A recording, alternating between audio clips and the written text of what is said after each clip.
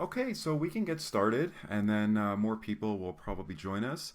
So, for those of you who are new to Future Proof Agent, this is the monthly live stream that I do, and it's all about helping you guys. Basically, I just take questions and I answer them. So, it's an open forum, there's no agenda.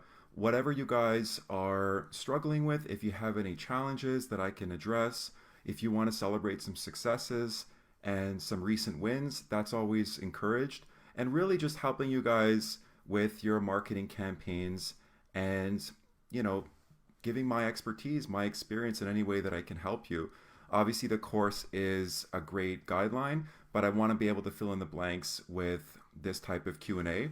Now, what I ask for those who are new is please avoid asking rather technical questions because those I can better address if you post them in the group. This is more for big picture strategies and ways that I can help you with your targeting, with your headlines, with the audience you're trying to connect, with your offer, your call to action, landing page tips, Facebook strategies, Google strategies. That's what this is really helpful for. Or if you have a particular neighborhood that you're trying to penetrate or promote in, how I can help you farm an area, things like that. I feel like this is really helpful for. So, to kick things off, who wants to start? Fire off your questions. Anyone that needs help with anything, let me know how I can make this the best use of your time. We're going to go until 1 o'clock, so it's going to be an hour. And I'm here to help you guys. So, don't hesitate, don't be shy. No question is a bad question. People in my program are at various experience levels. Some people are just dipping their toe in the water, getting started. Others are more advanced. It really is an open forum, regardless of where you're at in your journey. So please don't hesitate. Jump in with any questions, guys. This is entirely focused on you. I don't want to just go on and on about a random teaching. I want to be able to answer specific questions. So who's got a question for me? Who wants to start? How can I help you? What are you struggling with? What are you challenged with? What are you not understanding? Where are the blind spots? Where are the gaps in the tutorial lessons? How can I fill those gaps for you? Hi Giovanna, how are you? Thanks for joining us.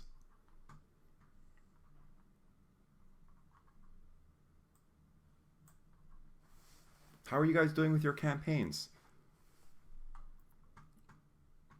Okay, so Adriana has a question. What is better to start with, Facebook or Google? So there's no right or wrong, Adriana. It really depends on your strategy. You have to begin with the end in mind. You have to think about who are you trying to connect with and how. Facebook is better when you're promoting a specific listing because it's visual. People see a house in their newsfeed, they're scrolling through their Facebook newsfeed or their Instagram newsfeed. They see a property that looks nice and it's what they're looking for and they're interested to learn more. So they click on the ad, it catches their attention, and then you make them an offer to either send them the listing or learn more, and then they submit their contact information. So if you're promoting a specific listing, it doesn't have to be your own listing. I personally only do about 4 or 5 listings a year. I'm mostly a buyer agent. So if I don't have a listing, I'll just reach out to another agent. I'll pull up a list of active listings in a particular area that I want to promote. And when I find something really nice, it has to have good photography. That's really important. It has to look great. It has to have a wow factor. That's what gets people really moving forward. So if I see a nice listing, I'll reach out to the listing agent and I'll just send them an email and say, hey, I noticed you've got 123 Main Street listed. I'd love to help promote it online. Do you mind if I advertise it? 9 times out of 10, agents will be fine with it. So it doesn't have to be your own listing. But Facebook is really helpful for a specific property because it's visual. Just think about it that way. Another example is if you're promoting a pre-construction condo project, Facebook is really effective because again, it's visual. So you can show renderings. The property doesn't even have to be built. You can show the potential photos, the renderings, and then you can offer to send a floor plan with price list. Now, on the other hand, Google is much more effective when you're promoting a neighborhood or a type of property. And the reason why is when people go to Google, they're looking for more general information. They're not searching for 123 Main Street or 770 King Street, Unit 1401. They're looking for King West condos for sale or 2-bedroom condos in King West. So they're looking for more general information on real estate or a particular neighborhood. So that's why if you're trying to be the go-to King West agent or the go-to Aurora agent, in Aurora you could have people searching for Aurora townhomes for sale, Aurora 3-bedroom detached homes for sale. Another example on Google is if someone's looking for a particular type of property, for example, luxury homes for sale, lakefront condos for sale, penthouses for sale, or 3-bedroom bungalows for sale, or triplexes for sale. So Google also works really well if someone is looking for a specific type of property. Let's say you want to farm yourself as a luxury expert or as a waterfront property expert. That's where Google's really effective. But if you're advertising a specific listing, Google doesn't work as well because nobody knows about that specific listing, right? They're not looking for a specific address. So with Facebook, you can isolate a particular property that looks great, and you can use that as bait to actually get people's attention, right?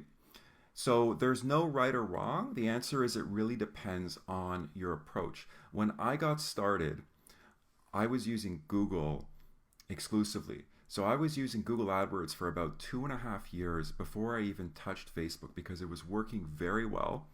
And I was promoting basically area searches. So downtown condos for sale, High Park homes for sale, Mississauga homes for sale, Ronsonsville's homes. And I actually worked with partners in different neighborhoods. So I was working with area specialists on a referral basis.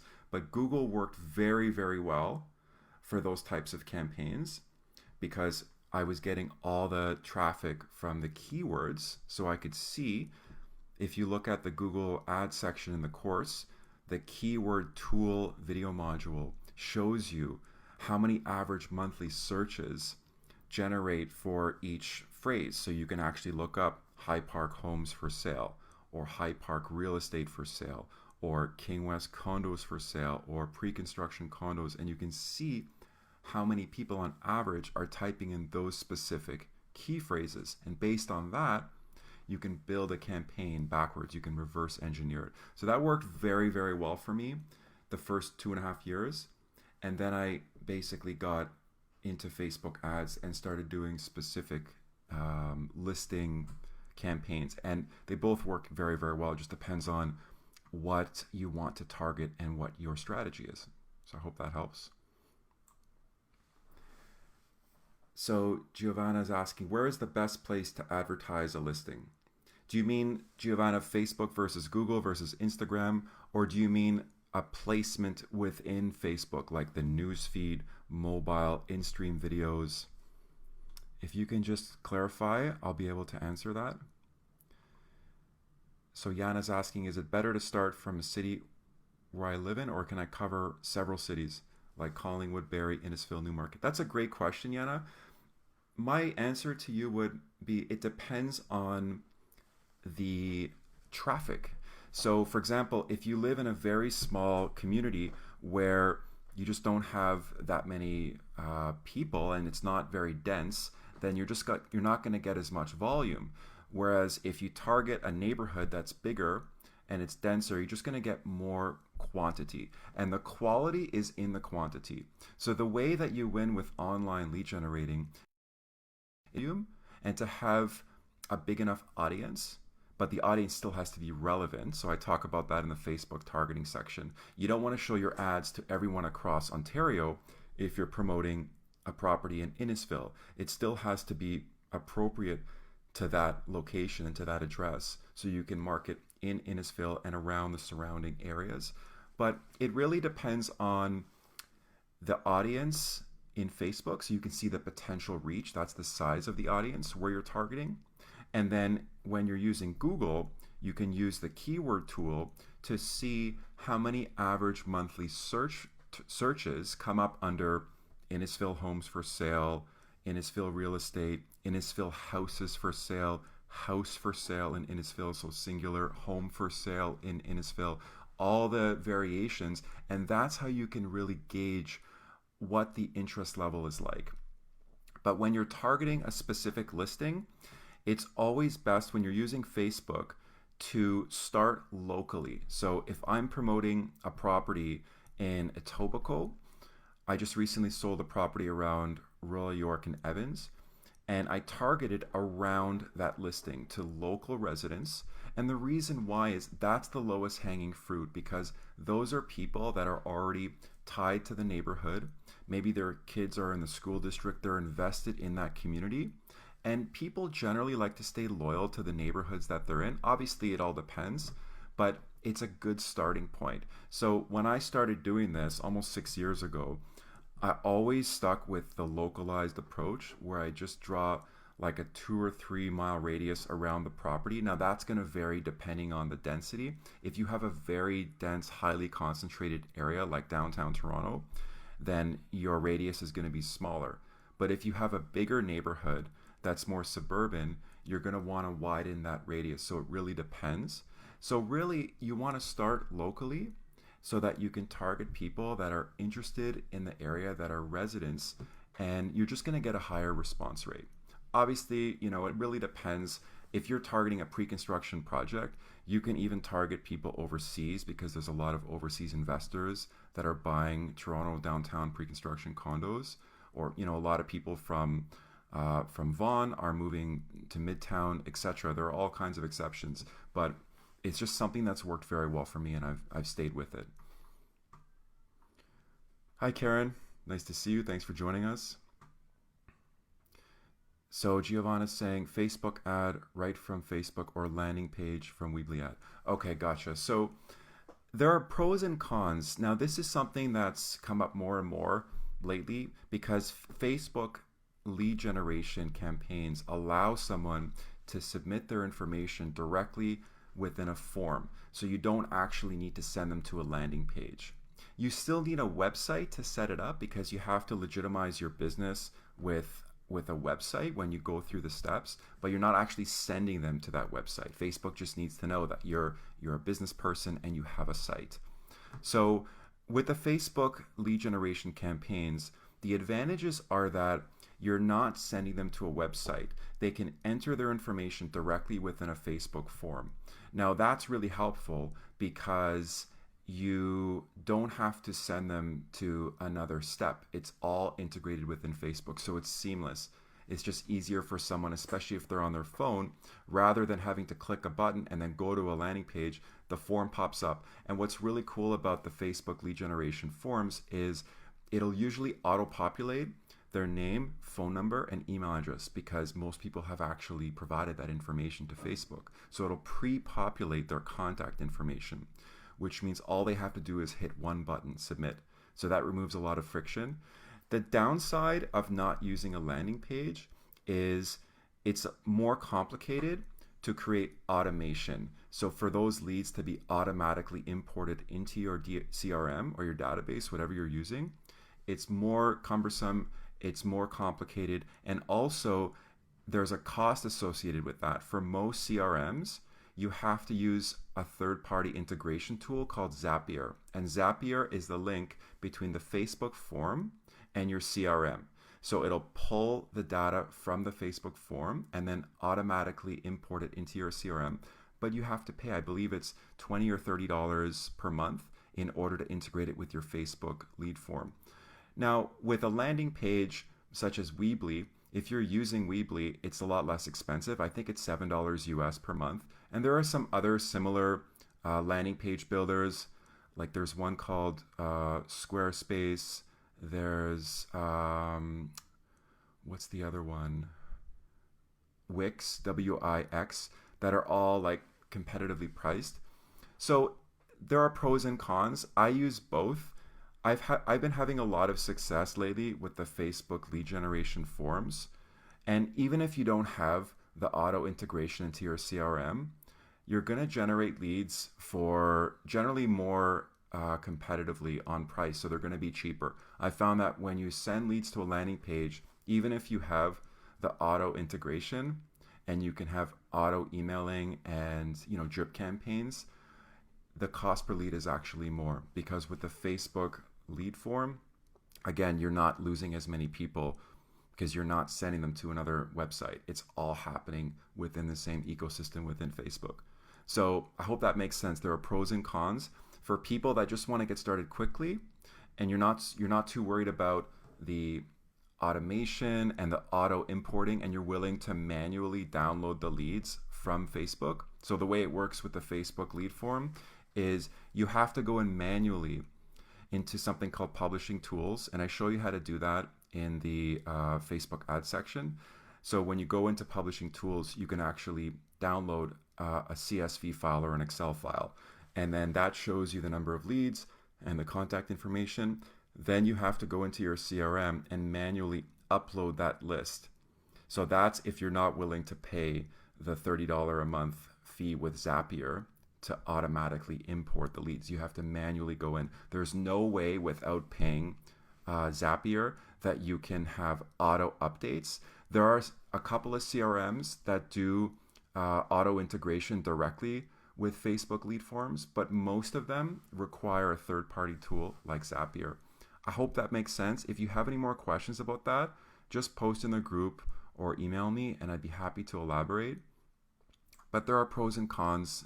If you want to get started quickly, the bottom line is Facebook lead forms do work well. You can get leads for cheap. You just have to manually pull the leads, download the file, and upload it into your CRM. Hope that makes sense.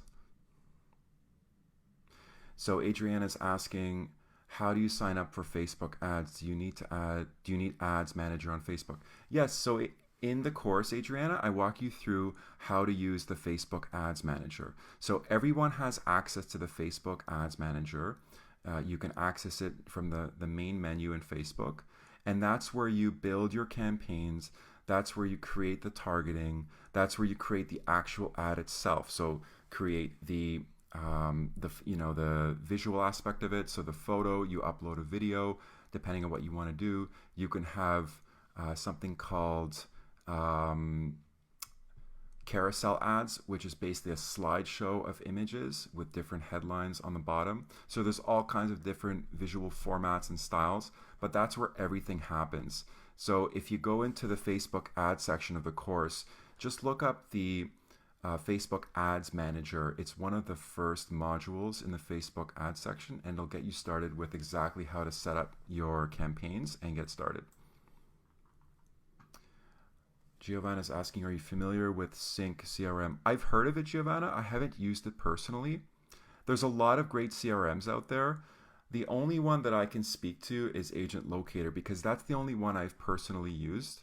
So I can't comment specifically on the pros and cons of other systems, but a lot of them are very good overall. It just depends on your budget. It depends on what you really need it to do.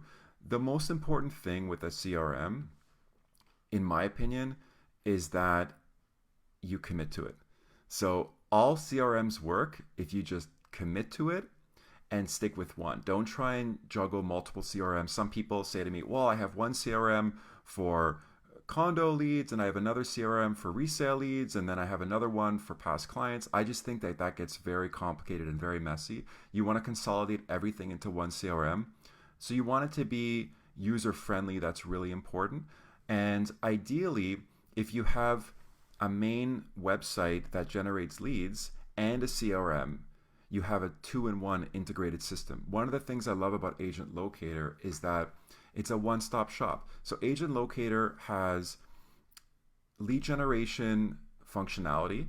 So it has forced registration. Forced registration is really important with any landing page or website. Basically, all it means is that in order for someone to access information, they have to submit their contact info. So it pops up a form where it's like a gated offer. They have to submit their info in order to access the information, whether it's a specific listing, a group of listings. So that's the point at which you actually generate their contact info.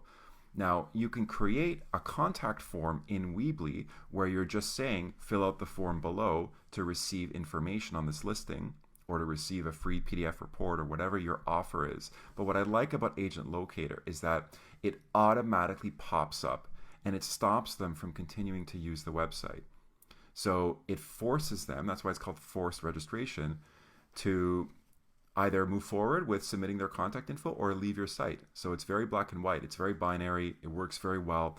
And the reason why it works is because you're creating something that people want. You're showing other agents' listings. So again, they don't have to be your own, through the collaborative IDX network. So IDX is a network of listings on your local real estate board. So it automatically pulls the listings and updates them in real time, which is amazing because it's always refreshing. It's always up to date and current. So again, you can split up your campaigns into different neighborhoods depending on what you're promoting. Then when someone clicks on an ad, let's say they type into Google High Park Homes for Sale, and you have an ad, get instant access to High Park Homes for Sale, street views, walk score, daily listing alerts, and more. That's usually what I do. Feel free to steal it. Some people have, and they've done well. And then basically they click on the ad, it takes them to the High Park Homes for Sale landing page, and then when they arrive there, they see High Park listings. And because it's through IDX, it automatically updates. You don't have to update it yourself.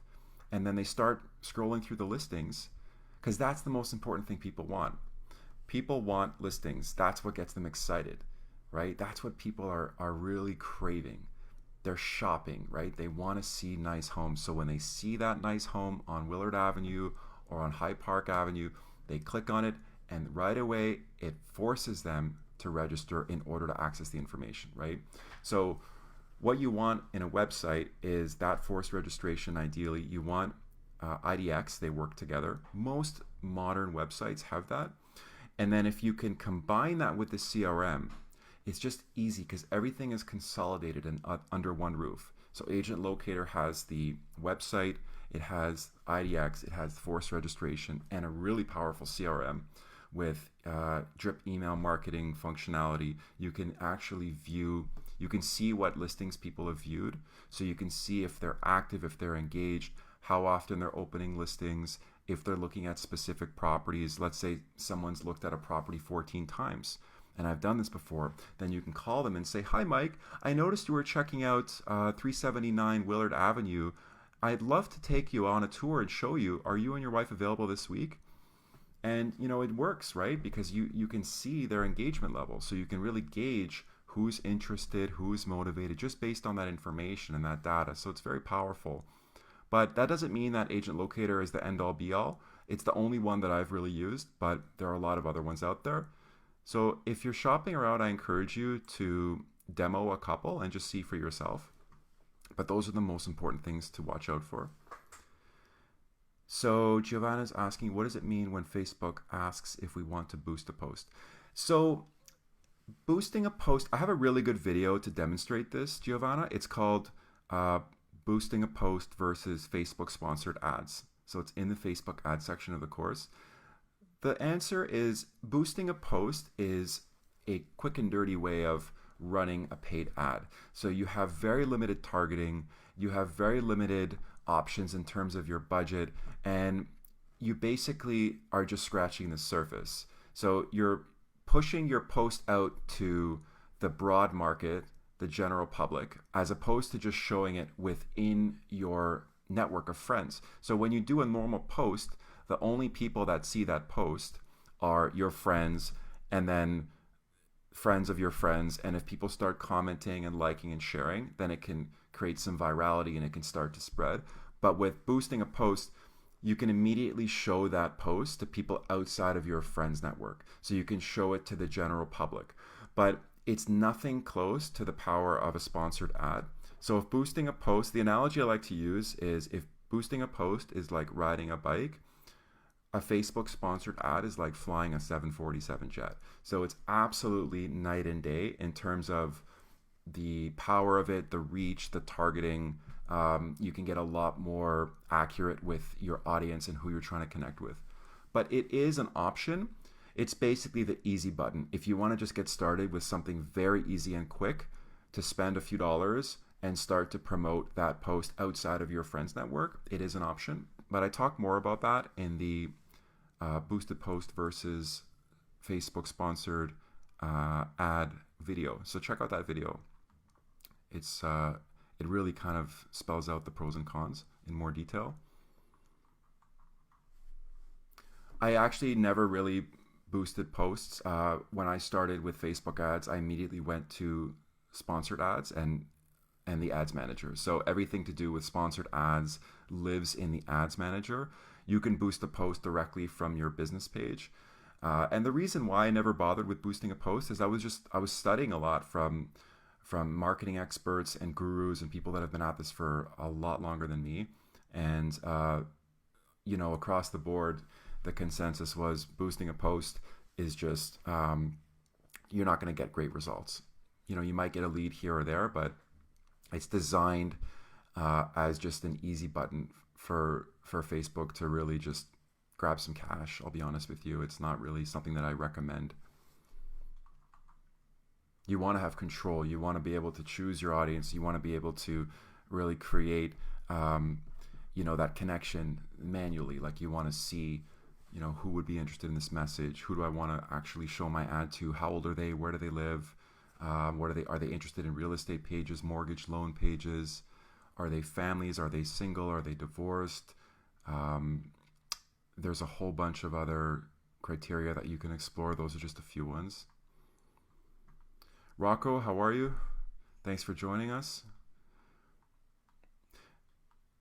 So yeah, Adriana says, I had no leads from boosting a post. I'm not surprised because like I said, it's very limiting and it's not effective at all. So Adriana, I highly recommend that you check out the Ads Manager tutorial videos to start getting you oriented with sponsored ads. That's really where the results are. And it is absolutely the way to go. There's no comparison. Rocco, if you have any questions, this is an open forum. Anything I can help you with your campaign, with your advertising, feel free to just comment in the comment section below. Giovanna says, thank you. My brokerage supplies a WordPress website and Sync CRM, but I've been told that it's better to do it. I've been told that it's better to do your own so you own it. Do you agree? No, not necessarily. So you don't technically own your website with most of these companies. You're basically leasing a site because you pay monthly for the service. So I don't think that there's a real benefit in owning your site as far as generating leads from the general market, from strangers, the mass market. Now, if you're building a brand for yourself and you're posting regular content and you're doing a lot of videos and articles and blogging and content, that's different. You want to own that site because those are your digital assets. That's your personal business brand. But as far as what I teach with lead generating, it doesn't really matter whether you own the site or not. You're paying for the service every month to use their software. So they technically own the site. You own the domain name. If you bought a domain, that's what you own. But the site is their software, their platform. But think about it. It doesn't really matter because you're using it to generate leads. It's performing a service. You're getting the results ideally. And then you have the contact information. So once you have the contact information, now you have that. No one can take that away from you. So you have people's names, numbers, email address. That's the real asset. The real asset is the information, the data. The data is what's most important, not the site itself. And again, it depends if you're building a big brand, you want to own the site. But brand building is very different. Brand building takes years. I mean, I'm building my Future Proof Agent brand, and I'm happy to announce that we just crossed 100 students 2 weeks ago. So that's a big milestone, and congratulations to you all because you guys are a big part of that. So thank you for that.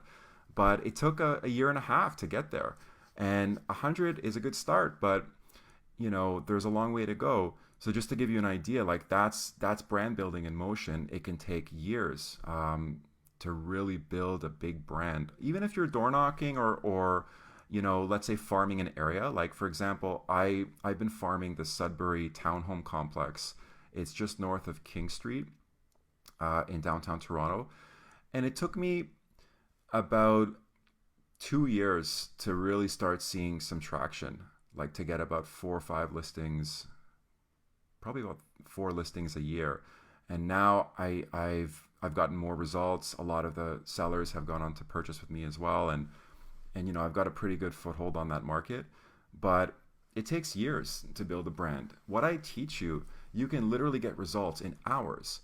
So it's fast, and it's it's a lot more black and white versus building a brand and having your own content driven website, which takes a lot of time, because then what you're trying to do is you're trying to get picked up organically through Google's algorithms.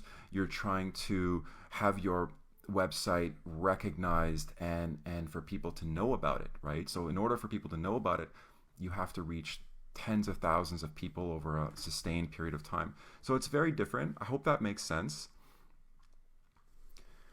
Adriana says, I'm trying to set up a new professional Facebook page following your course, but I can't get it to look like yours. I mean the appearance. So how do you mean, Adriana? What can't you get to look like mine? Do you mean the video? Can you just be more specific and I can give you some tips? Thank you very much for the congratulations. I appreciate that, ladies. It's definitely been a proud time. 100 is a great milestone. And again, you're a big reason why. So thank you for your support and for being part of the Future Proof Agent community. Here's to 1,000. Adriana, with the Facebook page, I wouldn't put too much emphasis on it, I'll be honest with you. You want something that looks professional, but you don't need all the bells and whistles. I don't suggest putting a lot of time into customizing it. And the reason why is the Facebook business page is not a big part of getting results with what I teach. The results come from the ads themselves. 90% of your effort should be towards your website, your landing page, and your ads.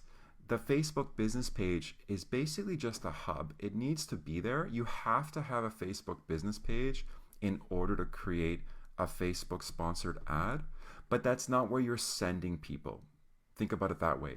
It's just in the background. You're not actually directing people to that business page. It's just there. It doesn't really serve much of a purpose, again, unless you're building a big brand. If you have a big following, let's say you have thousands and thousands of likes and followers, then the Facebook business page is more important. With Future Proof Agent, my business page only has about 450 followers. And again, that's over a year and a half.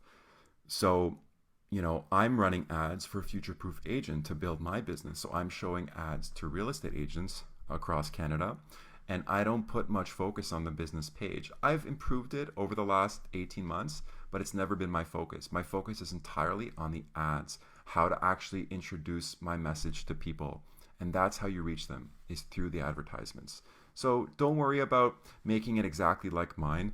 Just put, a professional looking profile picture, put your contact information. You can put a brief bio in the about section, and then you can put a link to your website, and then just start to post some content. But you don't have to really put that much into it, because it's really it's all about the ads. Hope that helps. So to change the top part of the banner, you go through the settings. I'll walk you through the steps. I'll send you some instructions separately later on today. So Rocco says, I'm getting a lot of traffic, 1,500 to 2,000 to my website from the Facebook ad, but only one lead. Is that normal? No, certainly not, Rocco. So there's something going on there. If you post separately in the group, I can help you troubleshoot. What I'll need to see is your landing page, your ad, your targeting, and your budgeting.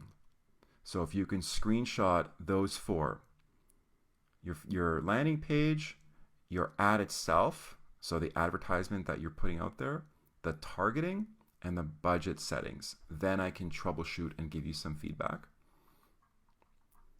Shelby, how are you? Thanks for tuning in. You're very welcome, Adriana. Yana, you wanted the instructions on the Facebook business page? Is that what you're asking? I'd be happy to send that to you as well, definitely. I can just post it in the group. I know there's a video that I made on it on the Facebook business page, but I can just post that video again.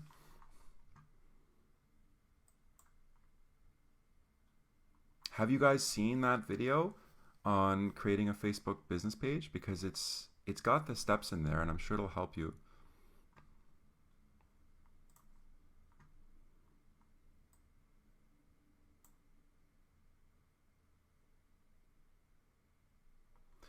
Rocco, what I wanted to ask you is, how many clicks have you received? If you can give me that information as well, that would help me kind of troubleshoot why you're not getting more leads.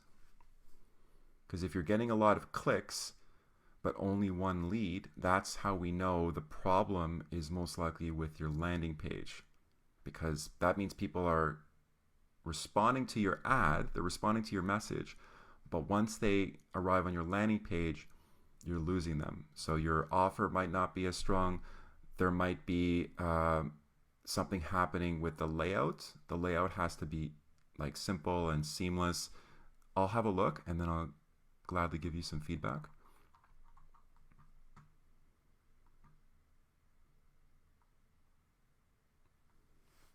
Okay, no problem, Yana. I will share that information. I'll post it in the group later on how to customize your Facebook business page. But again, don't put too much emphasis on that because that's not what gets you the results. I'm telling you, I've been there. I've fallen into that trap before, wanting it to look perfect. But people really, they overestimate the importance of that and they underestimate the importance of the ads. It's all about the ads, guys. Your business page is, think about it this way, the more followers and likes your business page has, the more important it is. If you have under 500 people, it really doesn't move the needle much. Once you have like 500 or 1,000 people, then I would start paying more attention to your business page. So it's all relative. It just depends on how many people are following you, but the real results come from the ads. And the reason why is when someone sees an ad and you're promoting a beautiful home or you're promoting access to a group of listings in Hyde Park or luxury homes in Forest Hill, people want that now, right? People have very short attention spans. You're scratching them where they itch now. They're interested enough to move forward now. And that's when you grab their information. In that moment, when you've caught their attention, you got them excited, they want to learn more, and then you're telling them what to do. Either, fill out a form in Facebook or go to a landing page, give me your information in exchange for this listing or access to listings, and then boom, that's the moment where you now have control. Because the only way that you can control the relationship is if you have the contact information. Because when you have the contact information, now you can be proactive. If you don't have their contact information, now you're being reactive. You're very passive. If you have a nice business page, you're just waiting for somebody to send you a message. You're waiting for somebody to comment on something. But isn't it better to have that contact information? So now you don't have to wait. Now you can get in touch with someone whenever you want. You can be proactive. And imagine what your business will look like when you start generating dozens of leads or even hundreds of leads a month. Now you control your destiny because now you can pick and choose. You can be very selective. I have a rule in my business that I only work with people that I would share a meal with. A lot of agents think I'm kidding. I'm not. It is dead serious. If I can't connect with someone on a human level, I'm not going to be able to help them. Now, when I first got started in real estate, I didn't have that luxury because beggars can't be choosers, and I didn't have all these leads that I could sort through and really be selective. I had to take what I could get. So when I first got started, I did a commercial deal in Hamilton.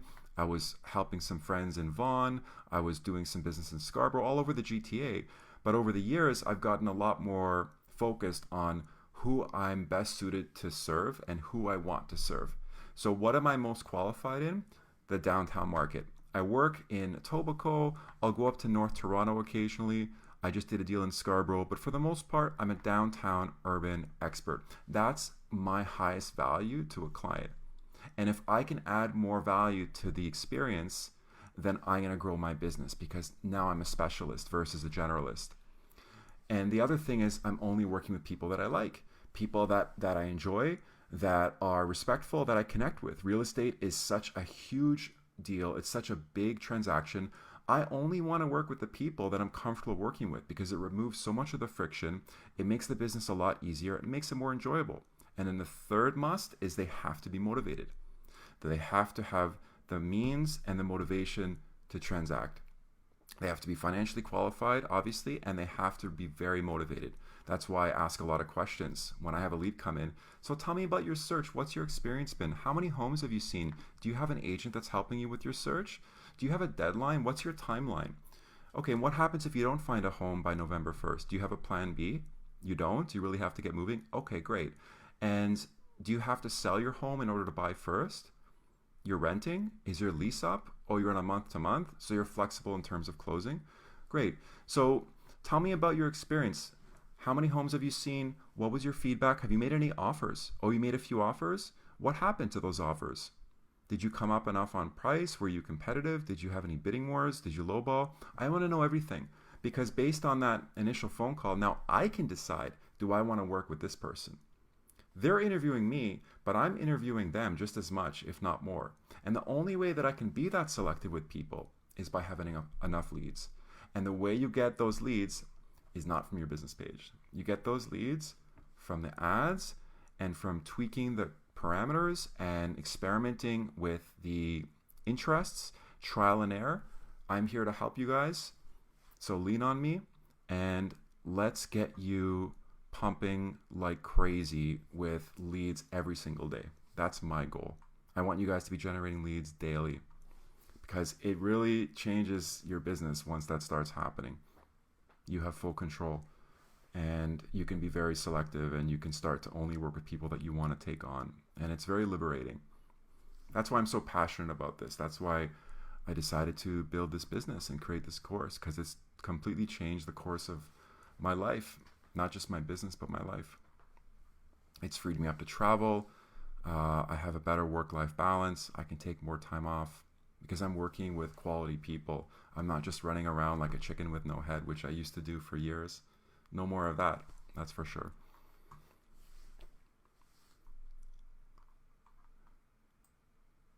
Who else can I help? Keep them coming, guys. A lot of great questions. Thanks for your participation. The more the merrier.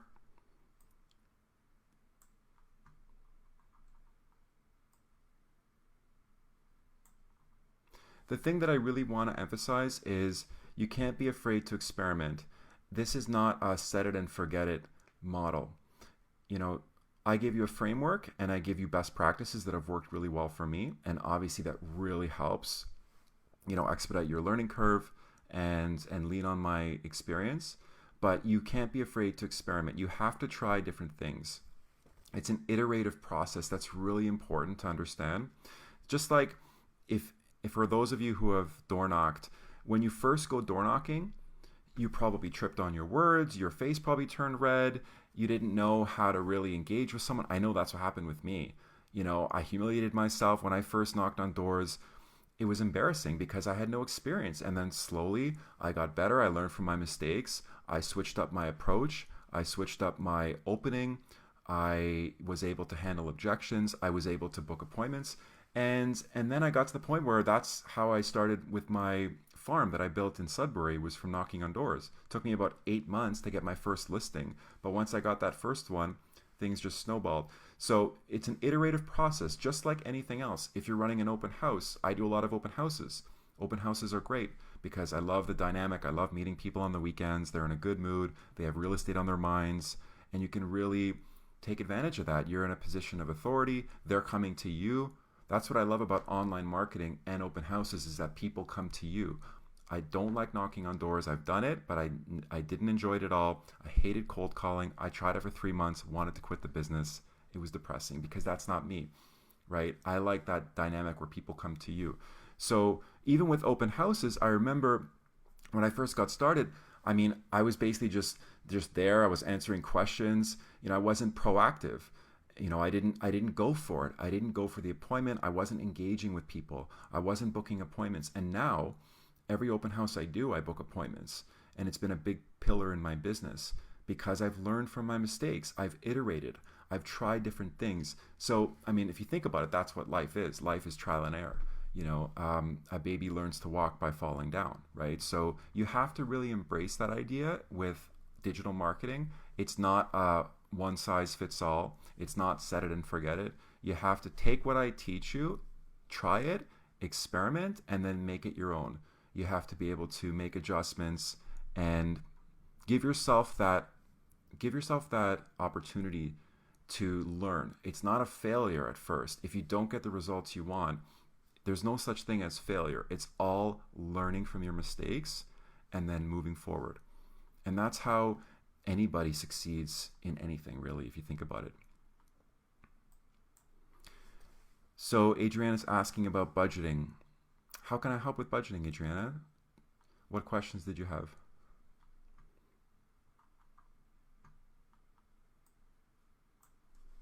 You want to start small.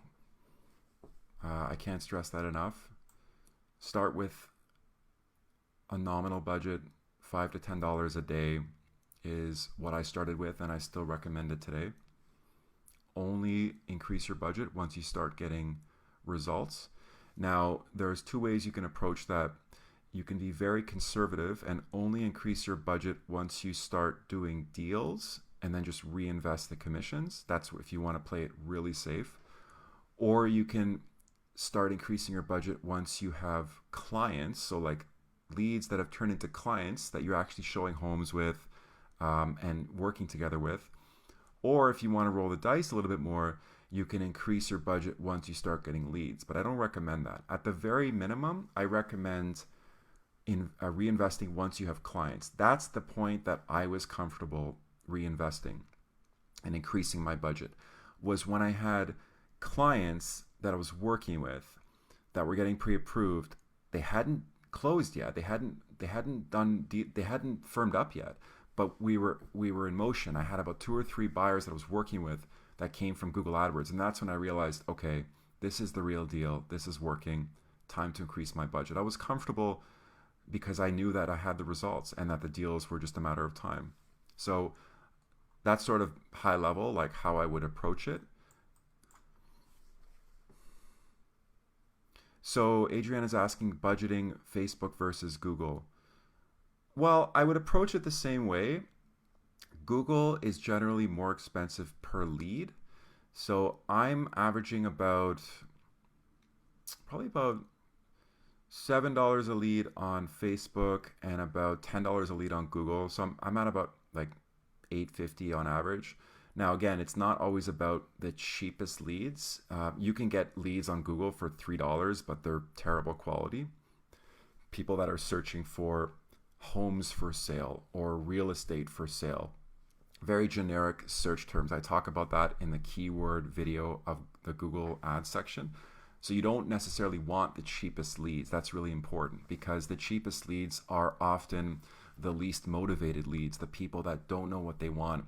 They're just looking at, homes for sale. What does that mean? That can be anything across the GTA versus someone that's typing in, High Park semi-detached homes for sale or, Mississauga 4-bedroom homes for sale, right? Those leads are going to be a little more expensive because there's more competition for those key phrases. Those are the long tail, more specific keywords, but the lead quality is going to be night and day. So you have to remember that as well. Um, Facebook is generally cheaper because there's not as much intent. If you think about it, Facebook, you're putting your message in front of an audience that you're hoping is receptive to real estate. They're in transitionary periods. They're thinking about moving. That's all based on the targeting. So again, a couple of really good ones that you always want to use are people interested in mortgage loans, right? Because real estate is a very kind of general term. People interested in real estate could mean real estate TV shows. It could mean real estate investments. It could mean real estate licensing, right? It's very broad. But anyone that showed interest in mortgage loans, what does that tell you? I mean, that's someone that's highly interested in buying a property, unless they're a mortgage broker. But that's going to be, I think, the minority. Most of those people are definitely going to be sending a strong message. So, depending on the search, or depending on the audience targeting, it's going to change the cost per lead. So the more specific the targeting, the higher the cost per lead. Just like with Google, the more specific the key phrase. So again, Mississauga 4-bedroom home versus homes for sale. Mississauga 4-bedroom home is going to be more expensive because it's more specific, so it's a higher quality lead. And on Facebook, if you're targeting everybody in a 10-mile radius versus people interested in mortgage loans, condominiums within a 2-mile radius of a very specific neighborhood, those leads are going to be more expensive because the targeting is more tuned in. It's more specific. So that's the easiest way to think about it. And I talk about that in the targeting section of Facebook and in the keyword section of Google. The difference between cost and quality. Ideally, you want to find a happy medium.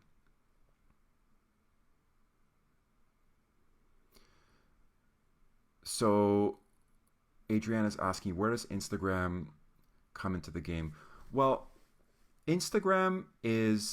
there's two sides of Instagram. There's the organic posts, which is just like posting on Facebook, right? Like you're just sharing it among your friends, or on Instagram, you're sharing it among your followers. And then there's the sponsored ads. So when you create an ad on Facebook, in the ads manager, there's an option to show that ad in Instagram, because Facebook owns Instagram. So they're one company. So it's all integrated in the ads manager. So Instagram is just another platform where you can show your ads. I don't teach brand building on Instagram and how to get likes and views and follows. That stuff will keep you skinny for a while until you've built a big brand, which again can take years and years of your life. I'm teaching you how to eat. I'm teaching you how to get quick results, really. And Instagram is part of my Facebook teaching strategy as far as the sponsored ads, so the paid ads. It's just another option of where you're showing your ads. So in the placement section of the ads manager, Instagram is an option. You just check it, and now your ads will be shown in the Instagram feeds as well. Hashtags is not something that I teach, Adriana. That's very different. Hashtags is about brand building. It's about organic engagement. It's about increasing your followers. That's completely different, and it's just beyond the scope of this course. That's not how to get quick results. That's just how to get likes and follows and stuff like that. So that's completely different. So Giovanna's asking, what was your original budget before you got successful? So my original budget was $5 to $10 a day. So not including the cost of the CRM, which was $59 a month plus HSTs. So my ad budget strictly was, in the beginning, $150 a month.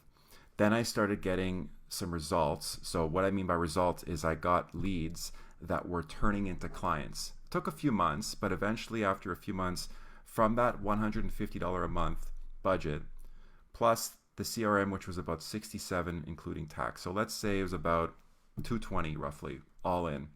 I started getting leads, not that many. I was probably getting about 5-6 leads a week, but I was really hungry for success, and I was calling them, and I was aggressive, and I was following up, and I was nurturing, and I was engaging.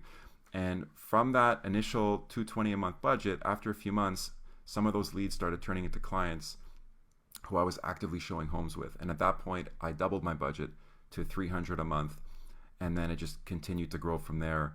And fast forward a few years, I got to the point where I was spending $2,500 a month because I built teams. I built neighborhood specialist teams that were working in different neighborhoods, and I was basically just, I had more leads than I could handle. I was generating about 30 leads a day very consistently for a while, and then I just started to refer all the leads out.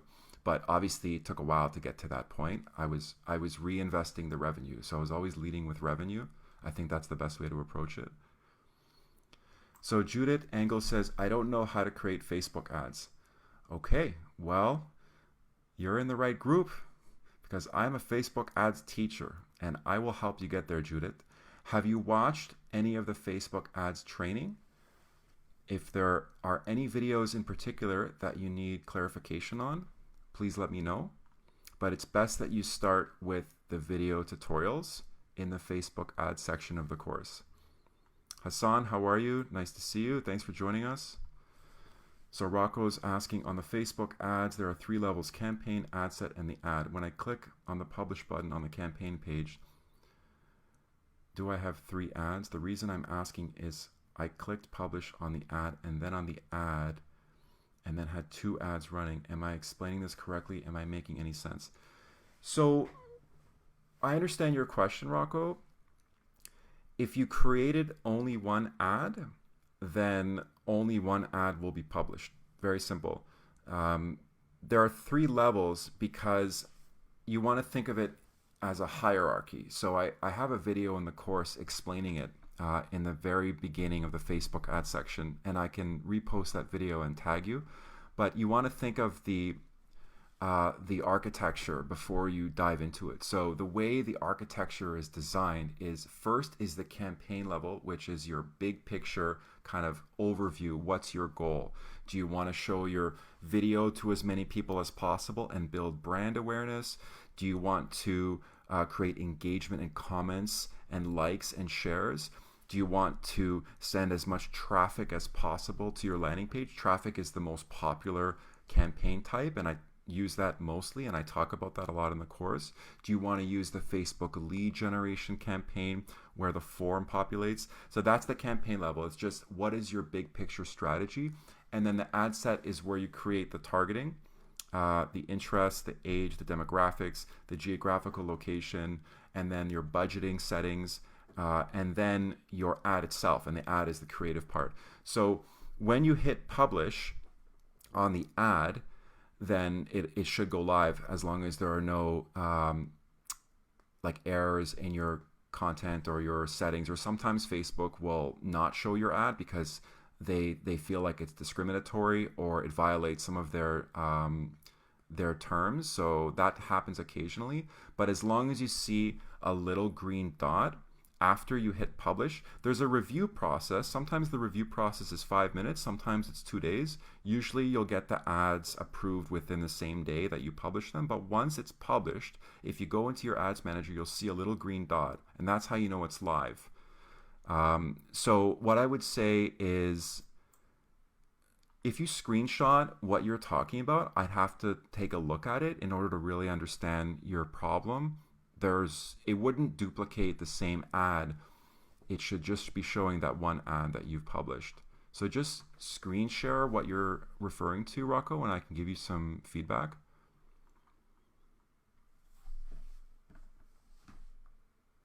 All right, guys. Well, we're at 1 o'clock. Does anyone have any last minute questions before we wrap up? This was a great Q&A, and we brought up a lot of good subjects, and I hope this was helpful for you guys. Any last minute questions? Going once, going twice?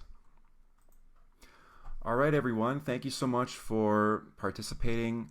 I hope this was a great use of your time. And if you have any other questions, just feel free to post in the group, and I can help you on an individual basis. Thanks again for tuning in. I hope everyone has a great week, and I'll see you on the next live stream. Take care, guys.